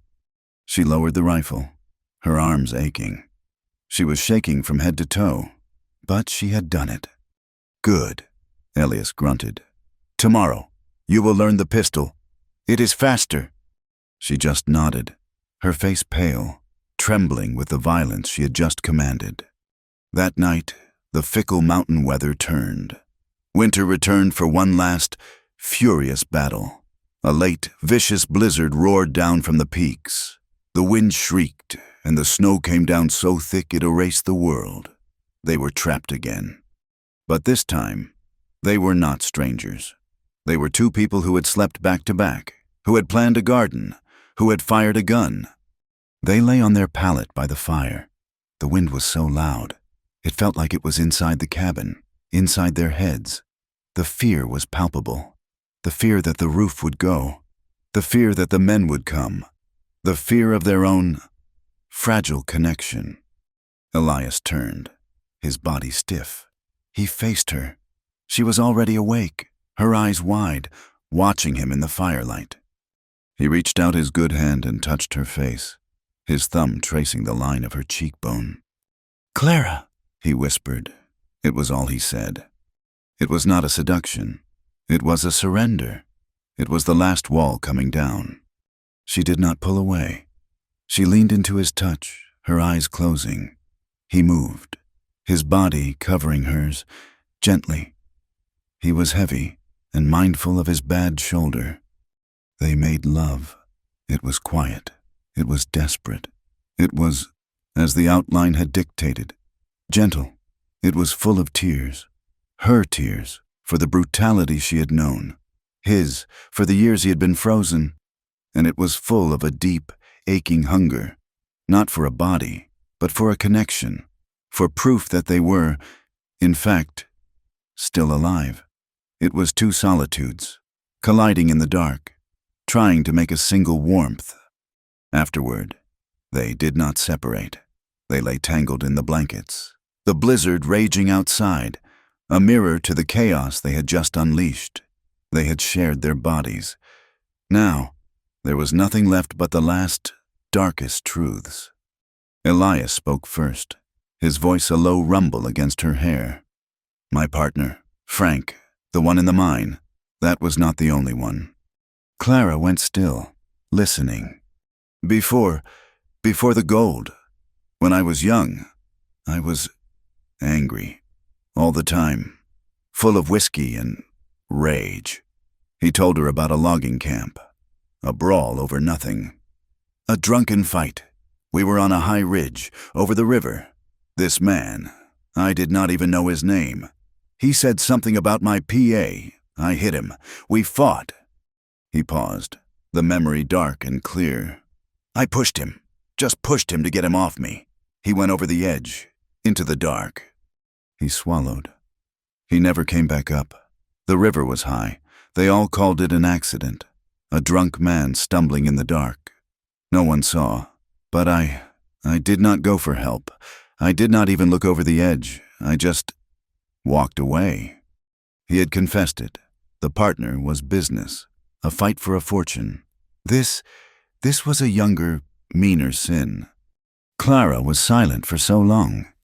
He thought she had fallen asleep, or was so disgusted she could not speak. He felt her pull away, slightly, and sit up. She looked down at him, her hair a wild tangle in the firelight. Elias, She whispered. You told me your husband died of a fever. He watched her, confused. You did. He did, She said, her voice hollow. in a way. She took a ragged breath. Elias, I lied to you. That night, I lied. He saw her face, and it was the face of the woman at his gate, the woman in the nightmare. He was sick from the drinking. His liver was failing, but that is not what killed him. She was crying now, silent, hot tears rolling down her face. He had beaten me. For the last time. He promised me, when he was done, he would end me. He said he was tired of my quiet. He fell into a drunken sleep. She looked at her hands. I had poison. For the rats. I had been saving it for weeks. I was going to take it myself. To escape him. She looked at Elias, her eyes a dark pit of confession. But I looked at him sleeping, and I thought, why me? Why am I the one who has to die? So I put it in his whiskey bottle, the one he kept by the bed. Elias did not breathe. It took 2 days. He thought it was the sickness from his liver. He was in agony. He begged me to help him, to fetch the doctor. She was choking on the words. I did not. I held his hand. I told him to pray. I read to him from the Bible. And I let him die. I watched him die. She buried her face in her hands. I told the doctor it was his liver that finally gave out. No one cared. No one even questioned it. They were all relieved. I buried him, and I took the house money he kept under the floorboards. The money he said I stole, and I ran. I just ran. They were bare. He, a man who had killed in hot rage and cold cowardice. She, a woman who had killed in cold, desperate, planned self-preservation. They were murderers. He did not recoil. He did not push her away. He reached out with his good arm and pulled her back down, pulling her tight against his chest. She clung to him, her sobs muffled against his skin. They held each other. They were two broken, terrible, and lost things. They held each other as the blizzard screamed, as if they were the only two people left in the world. They held each other until dawn. The storm had broken, and the first pale gray light of morning filled the cabin. It was a clean, new, quiet world. Elias was the one who spoke, his voice a raw whisper. "We are not what we did," he said. He was not just forgiving her. He was begging her to forgive him. Clara lifted her head from his chest. She looked at him, her eyes red, but clear. She had no tears left. "Then," she replied, her voice shaky but firm, "we are what we love." The great blizzard of that winter was the last. It was as if the mountain had thrown its final, furious tantrum, and finding the two small figures in the cabin unbroken, had finally surrendered. The cold did not disappear, but its teeth were drawn. The snow began to recede, not with the slow, grudging thaw of false spring, but with the steady, determined melt of true change. The sound of dripping water was constant, a hollow percussion on the roof, a tiny, insistent drumming that promised life. The world, which had been a stark, blinding canvas of white and black, began to show its true colors: the deep, wet brown of the earth, the dark, living green of the pine boughs, released from their burden of ice. Their confessions had changed the air inside the cabin as much as the thaw had changed the air outside. The long silences were no longer filled with suspicion or caution. They were filled with a deep, quiet knowing. They had seen the very worst of each other. He was a killer. She was a killer. And in that terrible, shared truth, they had found a strange, unshakable peace. They were not what they did. They were what they loved. Clara's garden, the one she had asked for in a whisper of hope, became her first act of faith. The day the snow receded from the cabin's south wall, she was outside. The ground was hard, cold, and studded with rock. Elias watched her from the woodpile, his shoulder now a scarred, stiff line, but functional. He watched her struggle with the heavy spade, her thin body putting every ounce of will into turning the stubborn earth. He did not offer to help. This was her fight. She worked for 3 days, clearing rocks, breaking up the clods of earth with her bare, chapped hands. She mixed in leaf mold she found under the pines. It was a tiny patch, no bigger than a wagon bed. But it was hers, and when the soil was ready, she planted. She had saved a few shriveled beans from their winter stores, and she had found wild onion bulbs and yarrow. She planted them with the care of a woman burying treasure. Elias, for his part, took his axe and went into the woods. He found a straight-grained cedar, felled it, and spent 2 days squaring the logs. He built her a bench. It was not a fine piece of work. It was thick, heavy, and solid, like everything he built. He placed it on the small rise above the cabin, the spot that overlooked the long, winding trail that led down to the world. She found it that evening. She did not say thank you. She simply sat on it, her hands in her lap, and watched the valley below fill with the purple shadows of dusk. Elias stood on his porch, watching her. He saw her, a small, still figure, finally claiming a piece of his world. She was no longer a ghost on his hearthrug. She was a woman, sitting on her bench, watching over her garden. The peace lasted 3 weeks. It was on a bright, clear morning, the air so clean it stung, that the world returned. Elias was splitting kindling, the steady rhythm of his axe a comfort. Clara was at her garden, kneeling, her face close to the earth. "Elias!" Her voice was not a shout. It was a sharp, terrified gasp. He looked up. She was pointing, down the trail. He heard it then. Horses. Not 1 or 2, at least 4. And they were not moving with the cautious pace of a trapper. They were coming fast, with the heavy, determined sound of men who were not expecting to be turned away. Clara was on her feet, her hands pressed to her mouth, the garden forgotten. Elias grabbed his axe.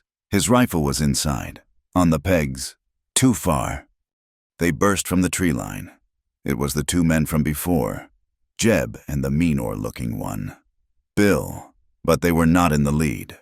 A man with a silver star pinned to his vest rode in front, his face hard and set. Beside him was a man Elias had never seen, a man in a black town suit, his face pale and twisted with a pure, righteous anger. Jeb and Bill looked smug. They had brought the law. Clara made a small, wounded sound, like an animal caught in a trap. Elias dropped the axe and strode to the gate, barring her way. He stood between her and them. "That is far enough. Sheriff!" Elias called out, his voice a low growl. The sheriff, a thick-bodied man named Brody, raised his hand and pulled his horse to a halt. The others stopped behind him.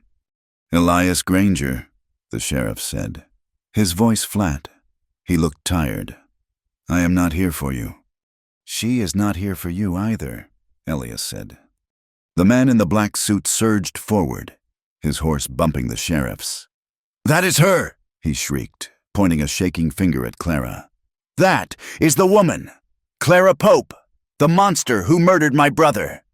Clara flinched, as if he had struck her. The name, Pope, was a chain, pulling her back into the past. Mr. Pope, you will stay back, the sheriff commanded, his voice sharp. He looked at Elias. Granger, this is not a social call. I have a warrant here. From the state of Ohio, countersigned by Judge Thorne himself. It demands the arrest of Clara Pope on suspicion of the murder of Arthur Pope and for the theft of $200. He held the paper up. It was real. The lie Elias had told was useless now. You have no jurisdiction here. Elias tried, his voice hollow. The judge says I do. Now, I do not want trouble. Elias, I know your reputation, but I am a sworn man. I will take her. You can either step aside, or I will take you, too. Jeb and Bill both rested their hands on their pistols, their smiles widening. Elias looked at the four men. He looked at Clara, who was shaking so badly she could barely stand.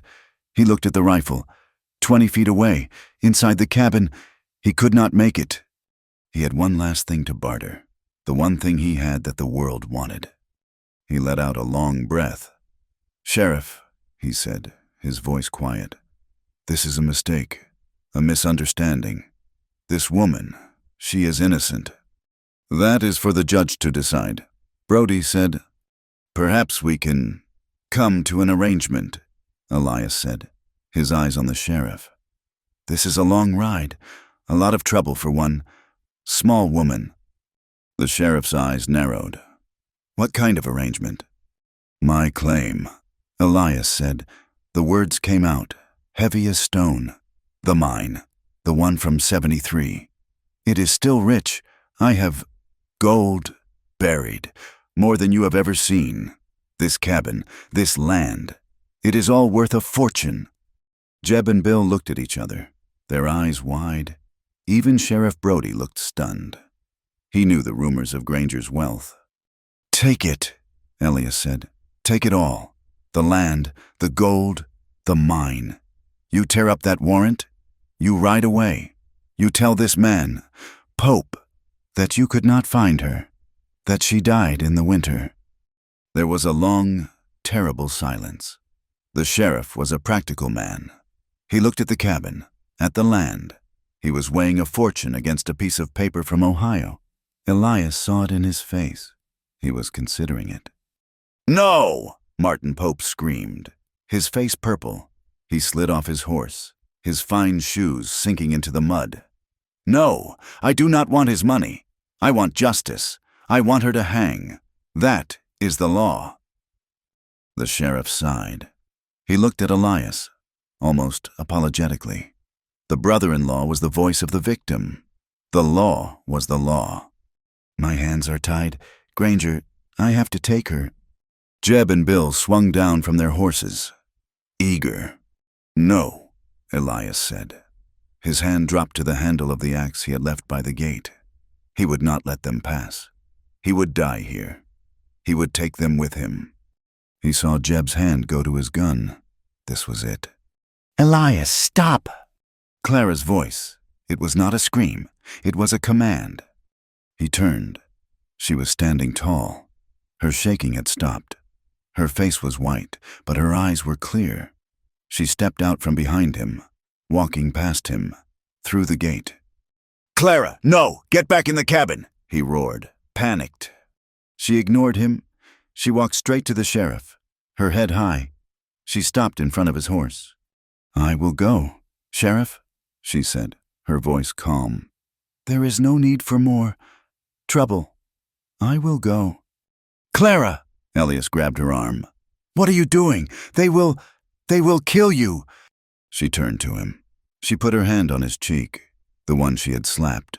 Her palm was cold, but steady. You taught me to survive. Elias, she whispered, for his ears only. You taught me to shoot. You taught me to stand. But you cannot fight the whole world for me. You will not die for me. Her eyes were full of a terrible, strong love. She was protecting him. Do not follow, she said, her voice breaking just once. Do not come. I survived once. I can again. She turned away from him and held her thin, scarred wrists out to the sheriff. I am ready. Elias was shattered. He could only watch, his body paralyzed. As Jeb roughly tied her hands, he wanted to kill them. He wanted to tear the world apart. But she had disarmed him. She had chosen. They put her on one of the spare horses. She did not look back. Do not try to follow Granger, Sheriff Brody warned, his voice low. It will only make it worse. For her. They turned and rode away. Elias Granger stood alone at his gate, his rifle useless, his gold worthless, his fortress empty. He watched until the last rider disappeared into the trees. Then he let out a sound that was not human, a deep, broken roar of a man who had been torn in two. He sank to his knees in the mud, his good hand clutching the gatepost, a prisoner of the very solitude he had built. He did not stay on his knees for long. The grief turned, as it always did with him, to a cold, focused rage. He was a man of the mountain. He did not understand the town or its laws, but he understood a fight, and he understood witnesses. He did not even go inside. He went to the mule shed, saddled his strongest animal, and grabbed his rifle. He did not take the high trail. He took a game trail, a steep, dangerous shortcut he had not used in years. He would beat them to town. He rode into prosperity, a ghost in broad daylight. He ignored the stares, the pointing, the way people scattered. He rode straight to the small, white-clapboard church at the end of the street. He found the preacher, Reverend Davies, sweeping his small porch. The preacher looked up, saw Elias Granger, covered in mud, rifle in hand, and his jaw dropped. Mr. Granger, what on, The letter, Elias said, his voice a rasp. He dismounted, his movement stiff. The woman you sent me, Clara, the sheriff has taken her. The preacher's face went pale. He dropped his broom. Oh, dear Lord, I had heard rumblings. Martin Pope, her brother-in-law. He has been in town for a week, stirring up. Oh, this is my fault. I thought she would be safe with you. I thought you were two quiet souls. Quiet is not enough. Elias cut him off, his voice raw. They are putting her on trial. The circuit judge is in town. They mean to hang her. But what can I do? The preacher cried, wringing his hands. It is the law. Elias stepped close, his shadow falling over the smaller man. You wrote the letter. You told me you thought we would understand each other. You told me she was a quiet soul. Now, you will come to that trial. You will be a witness, and you will tell that judge what you saw. You will tell him what kind of woman walked into your shelter. You will tell him the truth. The preacher looked into Elias's icy eyes. He was not being asked. He was being told. He nodded, terrified but resolute. Yes, of course, I will. The trial was held in the town hall, which was just the saloon, cleared of its tables and chairs. The room was packed. It was the most excitement Prosperity had seen in years. The entire town was there. Hemlock, Hannah, the young men from the saloon, the ranchers, their wives. They were hungry for a spectacle, for the condemnation of the mountain man's whore. Clara stood at the front, beside a small table. She was alone, small and pale, but her back was straight. Judge Thorne, a stern-looking man with a gray beard, presided. Martin Pope sat at the prosecutor's table, his face a mask of smug vengeance. The case was quick. Martin Pope laid it out. She had fled her husband's home, stolen his money, and he had died under suspicious circumstances immediately after. Judge Thorne looked at Clara. Mrs. Pope, you have no lawyer. You have no funds to hire one. This is a dark charge. How do you plead? The room was silent. Clara took a small breath. I plead guilty, she said, her voice clear. A gasp went through the room. Martin Pope smiled. Guilty, she continued, to his death. But I plead not guilty to murder. I did what I did to save my own life. A confused murmur. The judge leaned forward. Explain yourself, Mrs. Pope. And Clara did. She did not cry. She did not shout. She spoke in the same quiet, steady voice she used to ask Elias about the snow. My husband, Arthur Pope, was a respected man, she began. He was also a man who believed a wife was his property. He corrected me for 7 years. She looked at the crowd, at the women. He corrected me for cold food, for a word spoken too softly, for a word spoken at all. Her hands, the hands Elias had watched mend his clothes, went to the high collar of her dress. She unbuttoned the top 2 buttons.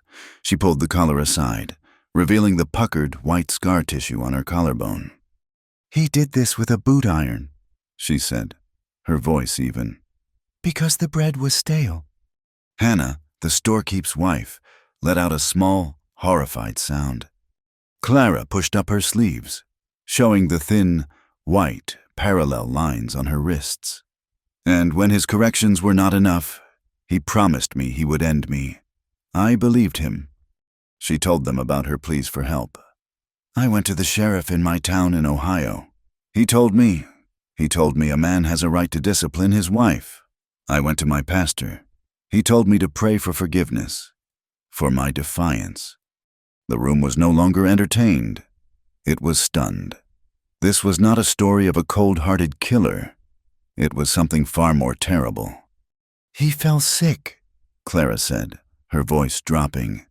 From his own drinking, he was in a rage. He told me he would kill me when he was well. He fell asleep, and I had a choice, to let him wake up and keep his promise, or to stop him. I chose to live. I used rat poison. I put it in his whiskey. I sat with him for 2 days, and I let him die. And I ran. I ran until I could not run anymore. She finished. The silence was absolute. Martin Pope jumped to his feet. Lies! Slander! She is a monster, fabricating stories to save her own skin! She has no proof, he yelled at the judge. She has me. The voice came from the back of the room. It was deep, rough, and it shook. The crowd turned, gasping. Elias Granger was standing in the doorway. He was a creature of the mountain, huge and wild, and he was in their town. He walked forward, his heavy boots loud on the floorboards. The crowd parted for him as if he were a leper, or a king. He was shaking, his hands, his shoulders. He, who had faced down blizzards and armed men, was terrified of this room full of people. He did not stop until he was standing next to Clara. He did not look at her. He looked at the judge. Mr. Granger, the judge said, his eyebrows raised. What is this? I am a witness, Elias said, his voice hoarse. A witness to what? You are not in Ohio. I am a witness to her character. He took a ragged breath, fighting for control. You all know me. I am the man on the mountain, the cold man, the one you whisper about. He looked at the crowd, at Hannah, at Hemlock. You are right. I was a dead man. I have been for 20 years. I built a fortress of stone and silence, and I rotted inside it. His voice cracked. He swallowed and went on. This woman, this ghost, as you call her, she came to my gate in the snow. She had nothing. She was half dead. She never asked for a thing. She never complained. She just endured. He looked at Clara then, a look so raw and full of love that the town looked away, ashamed. She saved my life, he said, his voice breaking. She saved my life, just by surviving. She came into my cold, dead house, and she swept the floor. She tended my wounds. She asked me to build her a garden. He looked at the judge, his eyes pleading. You call her a murderer. You see a woman who fought back. I see the only person in 20 years, strong enough to make a dead man want to live again. If she is guilty of a crime for choosing to live, then I am, too, and you can hang us both. He was done.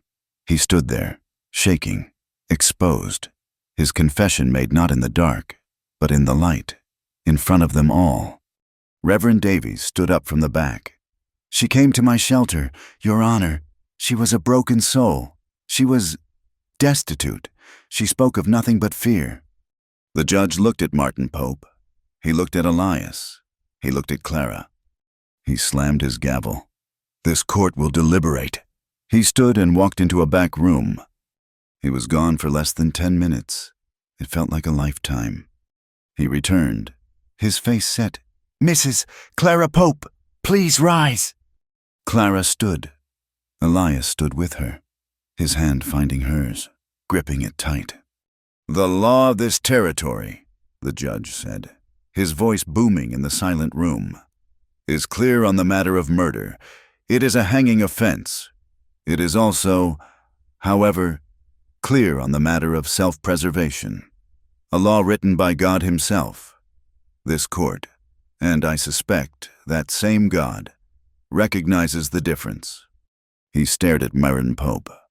The testimony we have heard today paints a picture not of malice, but of a desperate, hunted soul pushed beyond all human endurance. There is no justice in punishing a person for refusing to be extinguished. He turned his gaze to Clara, and his eyes softened, just slightly. Under the unwritten, but supreme, law of mercy, this court finds you not guilty. He slammed the gavel. Clara collapsed. Elias caught her, his good arm wrapping around her like a steel band. She was sobbing, great, tearing sobs of a lifetime of pain being released. Martin Pope was screaming, "This is a sham! I will appeal! I will—" You may appeal to whomever you like. Mr. Pope, the judge said, his voice cold. But in this territory, this case is closed. Now, I suggest you get out of my courtroom. The crowd began to file out, silent, stunned. They did not meet Clara's eyes. She was acquitted, but she was not one of them. She was the woman who had poisoned her husband. She was the mountain man's woman. Her reputation was in tatters. They were left alone in the room, just Clara and Elias. She was weeping into his chest, her small body shaking. He held her, his face buried in her hair. He let her cry for a long time. Finally, he tilted her chin up, forcing her to look at him. Her face was a mess of tears and relief. He said only 2 words. Come home. He helped her onto the mule. She was light, her body exhausted from the ordeal. But she was not the same woman who had arrived at his gate. That woman had been a wraith, a creature of fear and ice. This woman, her reputation in tatters but her spirit whole, was solid. She had faced her past and spoken her truth.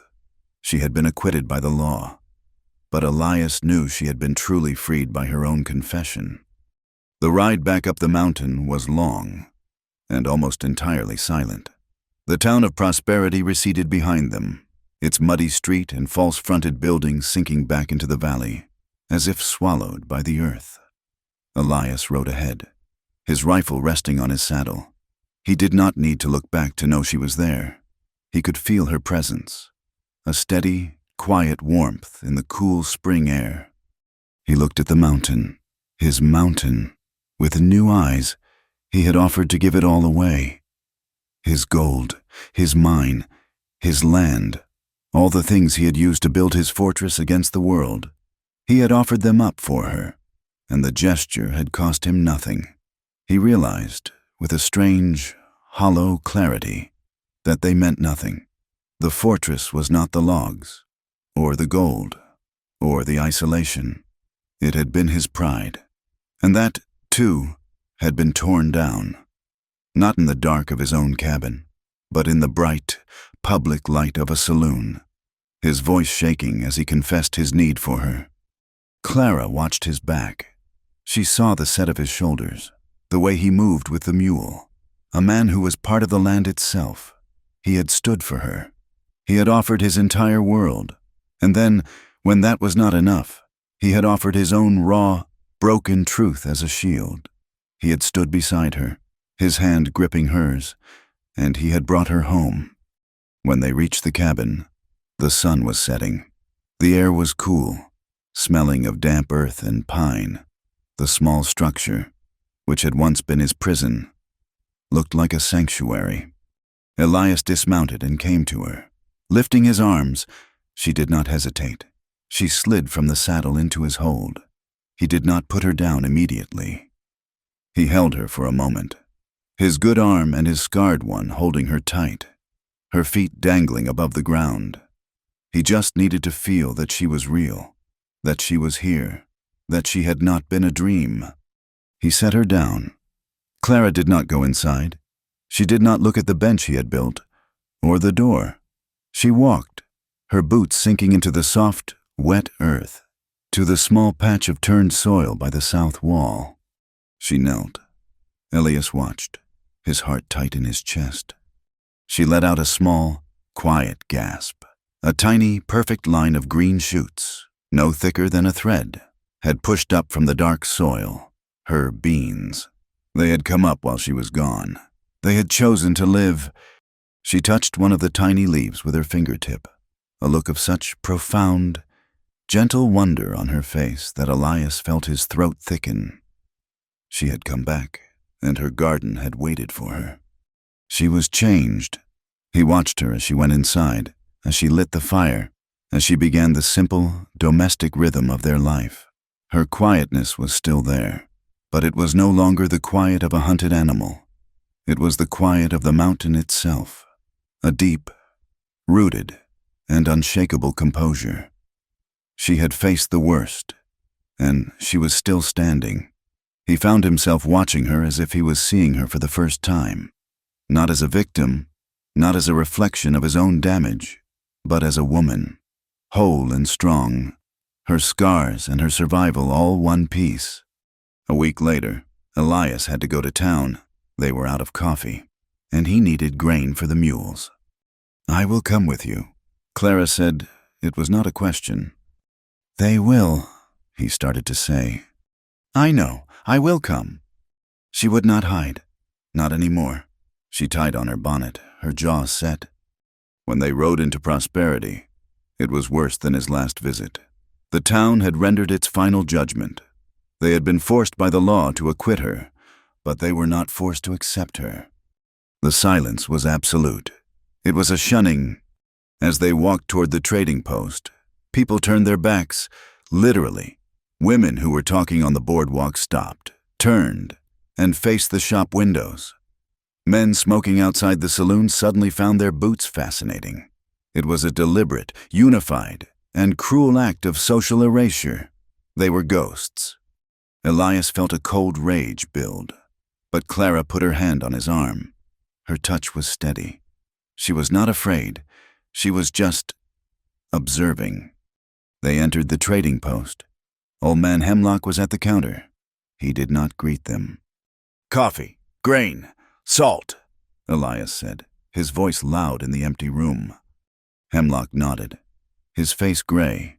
He gathered the goods, his movements quick, wanting them gone. He took the coin, never once meeting their eyes. As they left, Hannah, the storekeep's wife, was coming in. She saw them, her face hardening into a mask of righteous contempt. She did not spit, she did not speak. She simply pulled her skirts aside, her expression one of profound disgust, and walked past them as if they were a pile of filth.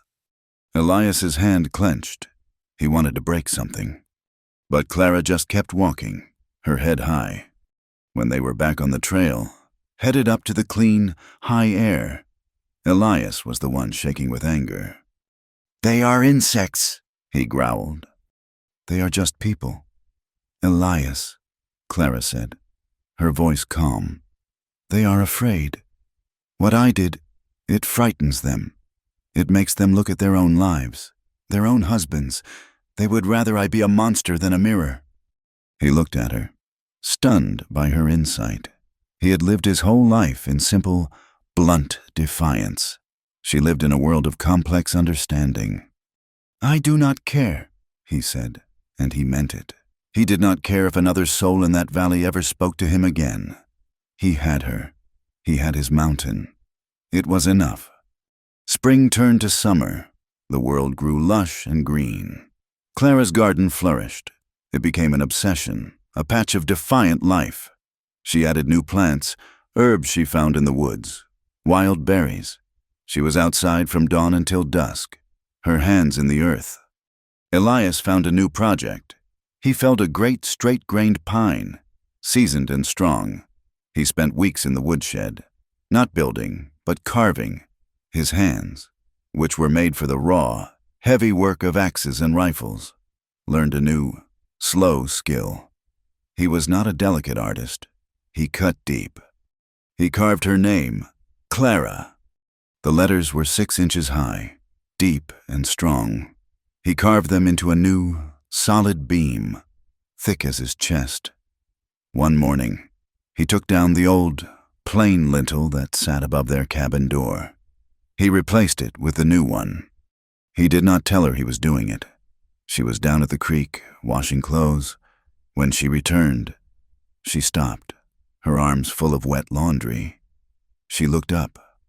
Her name was carved into the bones of his house. It was not a request. It was a statement. This was her home. She did not cry. She put down the basket, walked up the steps, and traced the deep, clean cut of the sea with her finger. She traced the whole name, a slow, tactile act of reading. She turned to him, her eyes full of a light he had never seen. She said nothing. She did not have to. That summer, she began to sew. With the town shunning them, she had no one to speak to, no one to interact with. She had only Elias. So she turned her energy, the same quiet, relentless energy she had given the garden, to a new task. She went through his old trunks. She found his dead brother's clothes, which he had never been able to part with. She found old canvas tarps, worn-out shirts, scraps of wool. "What are you doing?" he asked one evening, watching her tear a good wool shirt into strips. "That woman, Hannah, she has a son. I saw him. His coat was too small. His wrists were red from the cold, even in spring." Clara said, "She spat at my feet." "Her son did not," Clara replied, not looking up from her sewing. For a month, she sewed. She pieced together scraps, her strong, neat stitches turning rags into something warm. She made small blankets. She made mittens. She made a child's coat. It was a strange patchwork thing, but it was thick and warm and strong. When she was done, she had a pile. "Will you take these to the preacher?" she asked. Elias looked at the pile.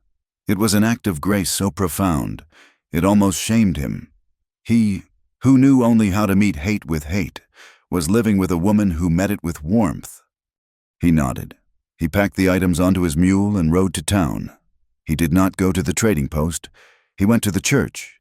He left the bundle on Reverend Davies's porch, knocked once, and rode away before the preacher could answer. 2 weeks later, he and Clara rode to town together. The shunning was still in place, the silence, the turned backs. But as they passed the livery, a woman, Mrs. Hemlock, was outside. Her young son was with her. He was wearing the patchwork coat. "Mrs. Hemlock saw them?" She looked at Elias and then at Clara. Her face was a battle of emotions: pride, shame, gratitude. Clara met her gaze, held it, and nodded. Just once. "Mrs." Hemlock looked at her son, then back at Clara, and she nodded, a quick, bird-like dip of her head. It was not forgiveness, it was not friendship, but it was an acknowledgement, a start. The ice was breaking. The true thaw came in the fall. The air was crisp, and the aspens on the high ridges had turned a brilliant, violent yellow. Elias was chopping wood when he heard a sound on the trail, a single horse, moving slowly. He grabbed his rifle.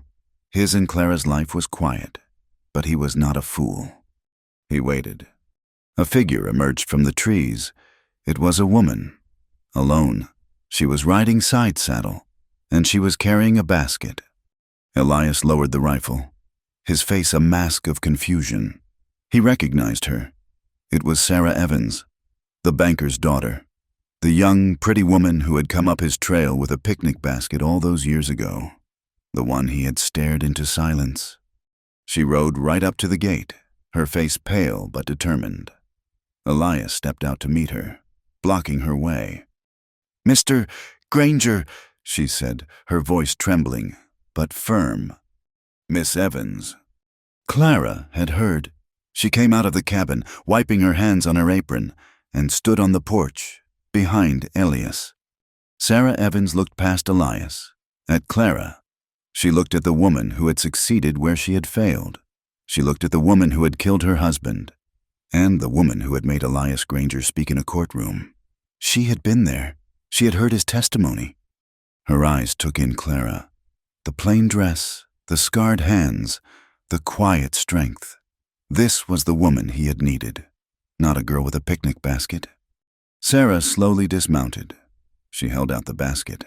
It was full of apples, red and perfect.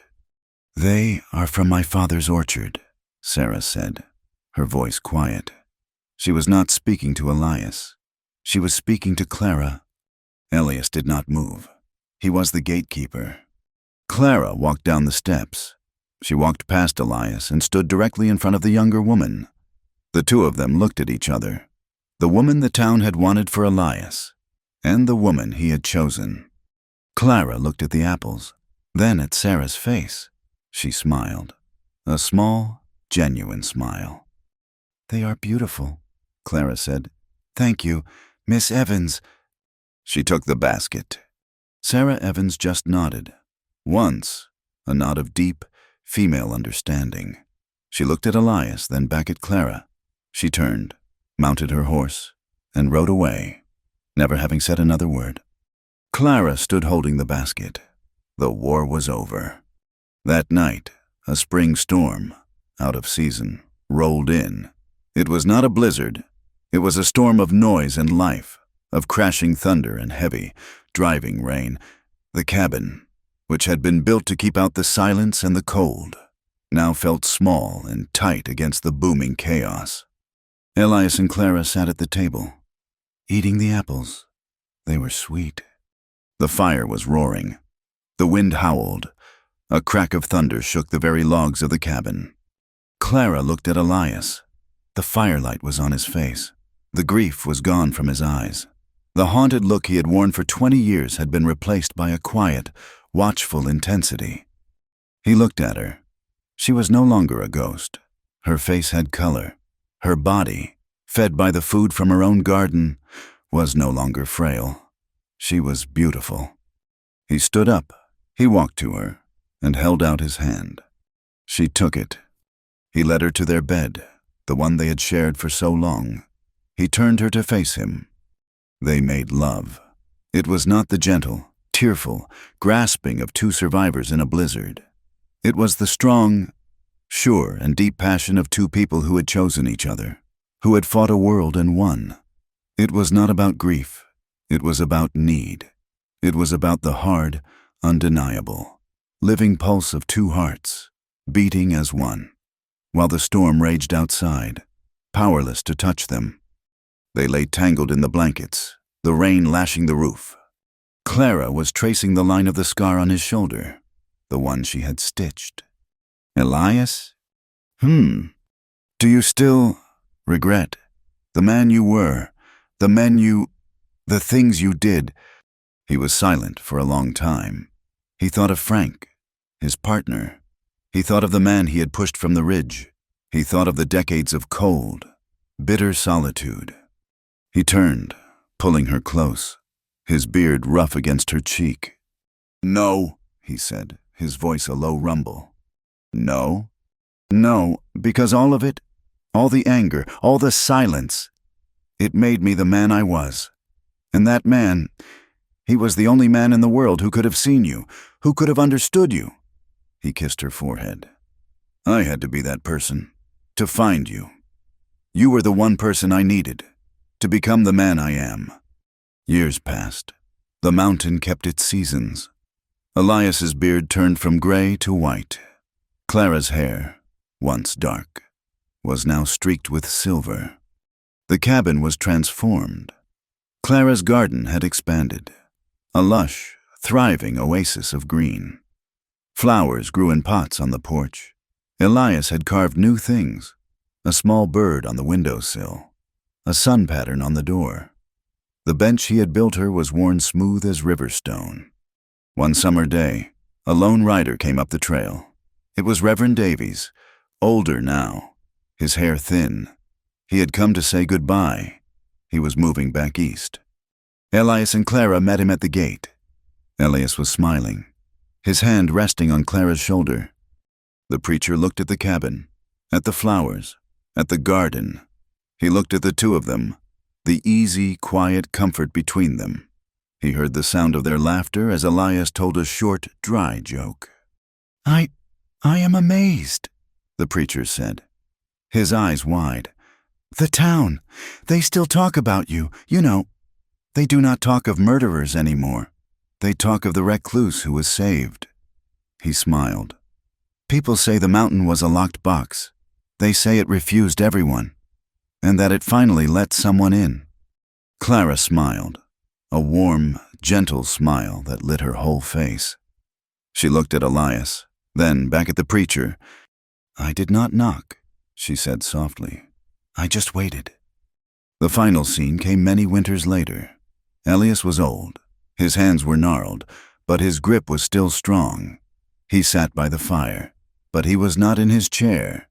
He was in a larger, stronger one he had built for both of them.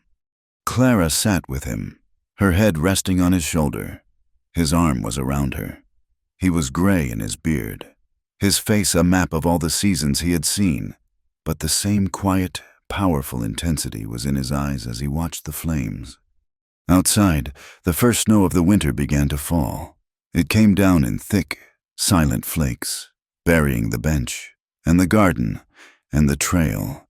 It began to pile up against the windows, but inside, it was warm. Thank you for listening to our story. We would love to hear where you are listening from, so please leave a comment to connect with others. Subscribe to the Wild West Campfire channel, and share your thoughts.